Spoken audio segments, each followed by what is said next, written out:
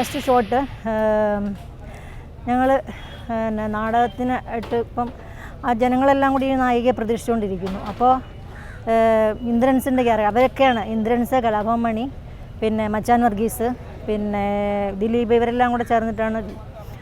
അപ്പോൾ ആദ്യമായിട്ട് first shot എടുക്കുന്നത് ഞാൻ. അപ്പോൾ ശകുന്തള വന്നേന്നും വന്ന് ഇന്ദ്രൻസ് ഭയങ്കരമായിട്ട് പറയുമ്പോൾ ഞങ്ങൾ കാറിൽ വന്ന് ഇറങ്ങുന്നതാണ് ഫസ്റ്റ് ഷോട്ട്.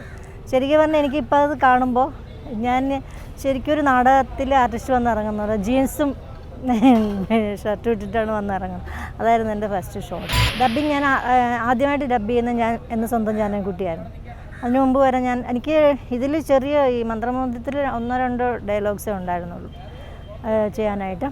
പിന്നെ ഡബ്ബ് ചെയ്യുന്നത് എന്ന് സ്വന്തം ജാനകിക്കുട്ടിയാണ്. എനിക്ക് ഭയങ്കര ഒരു ഇങ്ങനെ ഡ്രാമയൊക്കെ ചെയ്തുകൊണ്ടായിരുന്നു.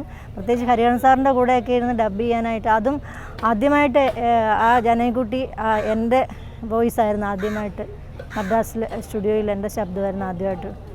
എനിക്കതും ഭയങ്കര സന്തോഷമുണ്ട്. ആദ്യമായിട്ട് ചെയ്ത പടം. ഹരിഹരൻ സാറിനെ പറ്റി പറയാൻ എനിക്കൊന്നും, കാരണം ഞാനൊന്നും പറഞ്ഞാൽ ഒട്ടും ശരിയാവില്ല സാറിനെ കുറിച്ച്. കാരണം എൻ്റെ ഒരു ഏറ്റവും വലിയ സിനിമയിലെ എൻ്റെ ഒരു ഇതായിട്ട് തന്നെ ഹരിഹരൻ സാറിനെ എനിക്ക് എത്ര പറഞ്ഞാലും മതിയാവത്തില്ല. ഹരിഹരൻ സാറിനെ പറ്റി പറഞ്ഞാൽ സാറിൻ്റെ അനുഗ്രഹം എനിക്ക് എപ്പോഴും ഉണ്ടാവും എന്നുള്ളത് തന്നെയാണ്. എനിക്ക് തിയേറ്ററിൽ കണ്ടപ്പോൾ എനിക്ക് തന്നെ അതിശയം തോന്നി. കാരണം ഇങ്ങനെ നാടകത്തിൽ നിന്ന് വന്നിട്ട് നാടകക്കാരിയായിട്ട്, പ്രത്യേകിച്ച് എനിക്ക് ദിലീപിൻ്റെ കൂടെ ഒക്കെ വന്നപ്പോഴത്തേക്ക് എനിക്ക് സന്തോഷമാണ് തോന്നിയത്. കണ്ടപ്പോൾ എനിക്ക് തന്നെ ഒരു അയ്യോ ഞാനാണോ എന്ന് തന്നെ, അത്രയ്ക്ക് ഭയങ്കര മേക്കപ്പിലും ഒക്കെയാണ് ഞാൻ വന്നത്.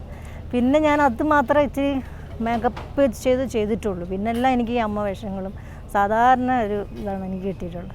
പ്രേക്ഷകർ ഈ ജാനകിക്കുട്ടി വന്ന ശേഷമാണ് കൂടുതലും ഐഡൻറ്റിഫൈ ചെയ്ത് തുടങ്ങിയത്. കാരണം പിന്നെ സീരിയലൊക്കെ കണ്ടിട്ടാണ് പിന്നെ കൂടുതൽ ആൾക്കാർ പിന്നെ സീരിയലൊക്കെ വന്നു തുടങ്ങിയല്ലോ, അതിന് ശേഷമാണ്. പക്ഷേ ഇപ്പോഴും ആ പടങ്ങളൊക്കെ ഇപ്പോഴും ശരിക്കും പറഞ്ഞു കഴിഞ്ഞാൽ എനിക്ക് ആ ഒരു സീരിയലിനെക്കാട്ടും പഴയ പടങ്ങൾ ഞാൻ അഭിനയിച്ച പടങ്ങൾ വരുന്ന തുടങ്ങിയ ശേഷമാണ് എനിക്ക് ഭയങ്കര ഒരു ഇത്. ഇപ്പോഴും വന്നുകൊണ്ടിരിക്കുകയല്ല ആ പടങ്ങളൊക്കെ. ആഴ്ചയിൽ എന്തായാലും ഒരു ദിവസമെങ്കിലും ഞാൻ അഭിനയിച്ച പടം വരും ടി വിയിൽ. സിനിമയ്ക്ക് വേണ്ടി കരഞ്ഞ ഇഷ്ടദാനം എന്ന ഒരു സിനിമയ്ക്ക് വേണ്ടി കരഞ്ഞത് അത് കുറച്ചേ ഉണ്ടായിരുന്നു. പക്ഷേ ശരിക്കും കരഞ്ഞത് ജാനകിക്കുട്ടി തന്നെയാണ്. അതായിരുന്നു ഒരിക്കലൊരു നല്ലൊരു ഇതും തന്നത്. അതിനുവേണ്ടിയാണ് കരഞ്ഞത് ജാനകിക്കുട്ടി ഫിലിം. കൂടുതലും മറക്കാൻ പറ്റാത്ത കഥാപാത്രം എനിക്ക് കുറേ ഉണ്ട്. കാരണം ജാനകിക്കുട്ടിയുണ്ട്, അതുപോലെ പ്രിയൻ സാറിൻ്റെ മേഘം എന്ന് പറഞ്ഞ പടത്തിലാണ്, പ്രിയദർശൻ സാറിൻ്റെ പടത്തിൽ അതൊക്കെ എനിക്ക് ചെയ്യാൻ പറ്റുമ്പോൾ എനിക്ക് ഏറ്റവും വലിയൊരു ഭാഗ്യമായിട്ടാണ്. ആ ഒരു പഞ്ചാബി ഹൗസിലെ ക്യാരക്ടർ റാഫി മക്കാറിൻ്റെ ഫസ്റ്റ് ഫിലിം, അവരുടെ ഞാനുമായിട്ടുള്ളൊരു ഫസ്റ്റ് ഫിലിം പഞ്ചാബി ഹൗസ്, അത് ദിലീപിൻ്റെ അമ്മയുടെ ക്യാരക്ടറാണ്.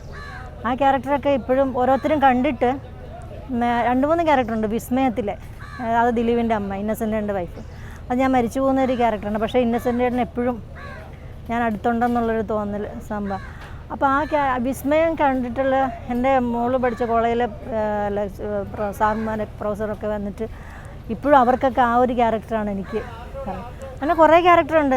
മേഘം, പഞ്ചാബി ഹൗസ്, തെങ്കാശിപ്പട്ടണമൊക്കെ കുറച്ച് റാഫി മക്കാടിൻ്റെ ഒരു ടീം കുറച്ചേ ഉള്ളെങ്കിലും അതൊക്കെ എന്തായാലും നല്ല നല്ല ഡയറക്ടർമാരും നല്ല നല്ല ക്യാരക്ടറുകൾ ഞാൻ ചെയ്തിട്ടുള്ളൂ. പ്രേക്ഷകരോട് പ്രത്യേകിച്ച് പറയാമെന്ന് വെച്ചാൽ ഇത്രയും നാളും ഞാൻ അഭിനയിച്ച സീരിയലും സിനിമയൊക്കെ കണ്ടതുപോലെ ഇനിയും നിങ്ങൾ ഞാൻ അഭിനയിച്ചിട്ടുള്ള സീരിയലുകളും സിനിമയൊക്കെ കാണണം, എന്നെ പ്രോത്സാഹിപ്പിക്കണം. ഞങ്ങൾക്ക് നല്ലത് വേണ്ടിയിട്ട് ആർട്ടിസ്റ്റുകൾക്കൊക്കെ നല്ല രീതിയിൽ വരാൻ വേണ്ടിയിട്ട് പ്രാർത്ഥിക്കണം.